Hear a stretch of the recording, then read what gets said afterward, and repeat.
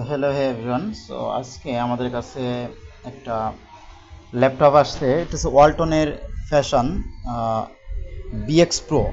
Fashion BX pro মডেলের যে ল্যাপটপটি আছে, একদমই আপডেট ল্যাপটপ। এটা হচ্ছে আপনার যারা টিটিসি অথবা দেখা যাচ্ছে সরকারি বিভিন্ন প্রতিষ্ঠানে চাকরি করে, বা অথবা টিটিসি কিংবা যুব উন্নয়নে যারা প্রশিক্ষণ নিয়েছিল তাদেরকে দেওয়া হয়েছিল ল্যাপটপগুলো।